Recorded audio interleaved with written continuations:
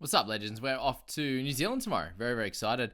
Going to be at the New Zealand Warriors game against the Dragons on Friday night. Very excited for that. And so I'm getting out this video, or making it last night. You'll get this in the morning. Just some questions here. There's not too many, obviously. And then just my one trade and just setting up the people squad as well, which we'll get into a sec. So, Caleb, I'm down. Edwards, Garrick, and Teddy. I've got 2 trades left for a head-to-head semi. Should I get Drinkwater and Tracy or Walsh and Gagai?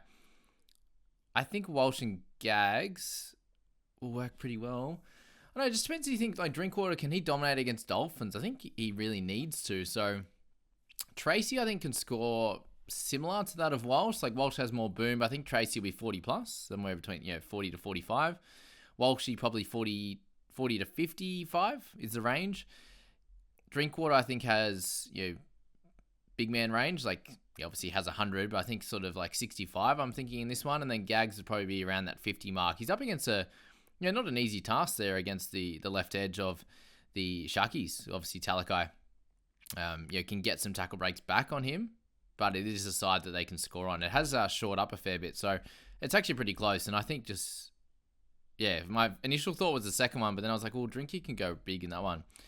Head-to-head grand final coming up for me. I have enough for any centre in the game and need to replace Gagai against the Sharks or any others. Yeah, definitely Gags in that one, mate, first. And then Gags and Manu, make sure you got both of them. T-Banger, thanks for commenting again. Hope I can jag one. I hope you can too, mate, for the in the Draft Stars comp. Need your help, boys. Head-to-head final matchup this week, and my side is way weaker. Who's some pod captaincy option? Thinking Drinky against the Finns. I think Drinky against the Finns is solid. Manu is a really good one as well. I think both of those could do well. But, if you want to go against the grain, then most people are going to be Cleary. If you think the person you're going up against is Cleary, then Nico Hines last week, he picked up an extra 27 points with the 90. So he could definitely do that again, but he's up against the Knights. So a little bit of a tougher matchup for sure. I think you definitely, as long as you're just going against Cleary, Hines is the safest, but could also go big like last week. And DCE is another funky one as well. He's a better option out of DCE and Carrigan for a bench spot. I think DCE, just because he'll get the goal kicking the last 2 weeks as well, and they have pretty comfortable matchups. So I think they'll do okay. Carrigan could get rested at certain points. There's a few worries with him, whereas DCE, you've got 80 minutes each week in that one. Also to play Lemuelu against Cows or Billy Smith against Tigers. I think Lemuelu is a much safer option. Billy didn't score too well last week. They don't have Teddy there. I don't know how much that's going to hurt at all. Surely Burbo is a good captaincy option. He has a starting edge role. Hell yeah. Buller is better. Yep, I like that. Nick Kotrick, the best option. Yep, that's for sure. Is Joey Manu a good captaincy option? Yeah, definitely, man. Definitely is helpful. Drunken Pound, I should say.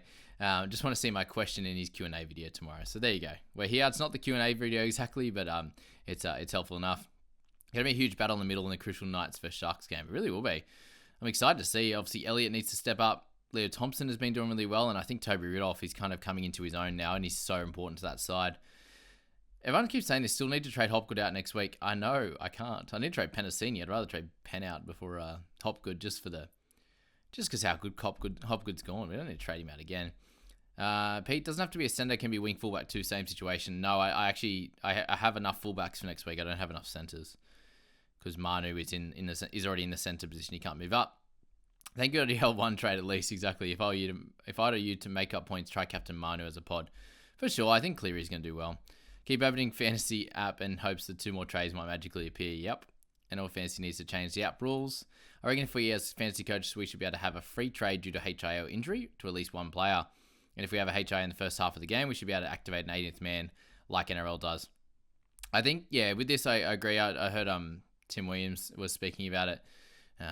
In the Supercoach side of things, and him and Guru just end up deciding on probably about the 25-minute mark, because you could score a couple of tries in the first half, right? And if that was the case, and you got a HIA and you're on like 50 at halftime, well, of course you're not going to want to. You're going to want to take that score. You're not going to want to. So you need it to be like a certain amount of minutes, and I think it'd be too much for you to like be able to make the choice. Oh, do you want to activate your 18th man, or should it just be like a blanket rule? If it hits the, anything, 25 minutes or under, would be a good way to do it, I think. But yeah, hopefully, I'd imagine more rules will come in. Now there's an 11-day stand down. It kind of came into fruition right at the start of the year, so it was a bit too soon to to make any changes, unfortunately. So yeah, I think they'll change things again, and potentially some scoring things could be good with the offloads and stuff. But we'll hopefully see something happen on that. I'm screwed if Teddy, Garrick Horse don't play Murray on the bye. Yeah, okay. So this is all to do with before team list. So this is the results one. Got 6 trades left with 170 in the bank. Who are the best replacements for Trell, Teddy, and Cam Murray? Also possible 4th option depending on cash. Should be around the 600k mark. Yeah, so that's awesome, man. 6 trades left. All the options we spoke about in today's video would have been hectic. And yeah, if you're looking at wing fullbacks, there's a bunch of options cheaper as well. If you want to go 500k mark with Edwards, with not Trindle, Tracy, and all those kind of guys as well. So I think that will be sweet. I personally wouldn't use your last trade of Max King to Mo Fodawaker. I only see 10 points of value at max in that one, so I don't think it's worth it. But yeah, I do read all your comments, guys. Sometimes I don't reply straight away, but I'll definitely check in to see them and how they pan out. So let's go into my squad there, and it will be one final trade. And as I was saying in the video there with Scoop, it just seems like the Garrick's just been named in that 22 just for the fact that they don't have enough players, unfortunately, to cover the 22. They've got enough to play in the 17, but I think they've got about 20 guys that are available that aren't injured or carrying something. So with that, I think just Garrick's going to go. And I actually I'm really interested to pop Farnworth in. I think that's going to be the play. So do need a centre for next week, as we said, unless Val was to come back and play. But we also are like banking on Teddy to come back and play as well. So yeah, I think we're just going to lock the centre in. We could go up to like Munster, obviously, at that price point at 716. I have available to be able to use. So the Tohu Harris's Munster fits that bill as well. And yeah, guys like Frizzell, if I wanted to go that way. Greg Marzu as a wing fullback. And then from there, we're going to go for our boy Farnworth. So 647k, averaging 47.5. Looks like a matchup on the weekend against Raiders. I think he can score fairly well. On that side, is up against Timoko. He has a couple of missed tackles in him. Defensively, he's going to have his work cut out as well, Farnworth. But yeah, I think he's going to be a solid guy to hopefully hit that 47.5 average the last 2 games. I'll be happy with that. And then hopefully I can get 16 on the park in both weeks. So I'll take that for sure. If I'm lucky, that's the way we're going to play it. That'll be our last trade. It uses what? Yeah, an extra 2k. So I'll be left with 69k. That's a cool way to finish it with 2 weeks to go. The 16 that we'll have out in the park will be okay. As I said, Max King to be part of that, and Will Penasini as well. Everyone else we're going to be fairly happy with on that front as well, but it will be the wing fullback that we'll be missing out on in this one. Well, it won't matter actually because Manu can slot down a wing fullback for this week with Farnworth coming in. But yeah, we'll just play one short. Unless we do happen to see, a Brendan Hands come in and play, which could be cool. A Valance to come in as well. That's definitely another option. And if we thought that Garrick was going to be playing next week, some potential, then Valance could go to Lemuelu in that week as well. But I do think that Garrick will be done.